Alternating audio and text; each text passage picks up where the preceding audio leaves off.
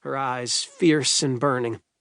She wore jeans and a plaid button-down and combat boots, and her long blonde hair was wild and tangled, like she'd been fighting in her sleep. "Just you goddamn wait a minute," he hollered. I hated Horace. I hated Horace more than I'd ever hated anyone in my life. "This ends now," said Mom. "I'm going, and don't you fucking try and stop me." Mom left, slamming the door shut.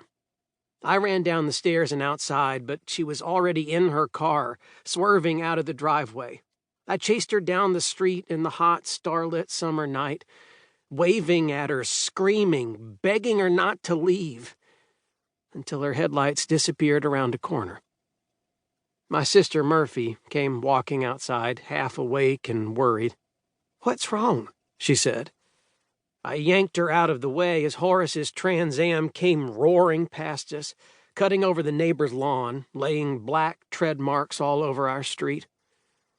"Please," I prayed, "please let this one be a false vision, a lie, like so many of the others."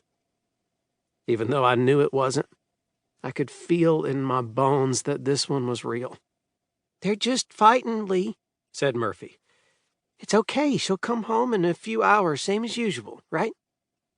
But I couldn't answer her, because I knew that wasn't true. I knew exactly what was going to happen. I knew Mom was never coming back. Things had been weird with Mom the last few months. She just hadn't been herself. Like the time 2 weeks before, when I went downstairs for a midnight snack and found Mom peeking out the windows and then snapping the blinds shut like she was watching for someone. Before I could ask what she was doing, Horace swooped in and threw his arm around her, trying to coax her back into bed, them whisper fighting the whole way. Or the time when Mom opened our front door one afternoon and screamed. Murphy and I came running up behind her. "What is it?" I said. Mom only pointed, her hand trembling, her eyes all bleary with tears. It was a hummingbird, its throat ripped open, its guts splayed across our welcome mat. "A stray cat probably did it, Mom," said Murphy. "It's just nature." But Mom turned and ran to her bedroom, slamming the door behind her. I knew hummingbirds were Mom's favorites, but this wasn't like her, not at all. I mean, Mom was the toughest woman I'd ever known. I'd seen her take a machete and chop the head off a cottonmouth that had wandered up the gutters to our house without a second thought. She was never one to be mortified by gore. Or, strangest of all, the morning when I woke up early and found Mom staring up at the living room wall, the furniture moved away and all the photos taken down. A picture was painted on the prim white, a kind of mural. Wild slashes of colors like blossoms blooming, all light and energy. It covered the whole wall, maybe 6 feet tall and 4 across. A painting of a tree, little flames hovering all around it like birds, a giant gash down the middle of it like a cave you could crawl into. It wasn't exactly a realistic painting, but it felt real, if that makes any sense. It felt real in the way my visions feel real. Like you could slip into them and live forever. Realer than real. That's how Mom described her dreams sometimes.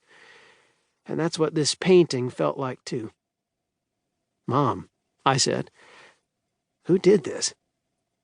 She seemed startled by me, and even more so by the mural that had sprung up on our living room wall.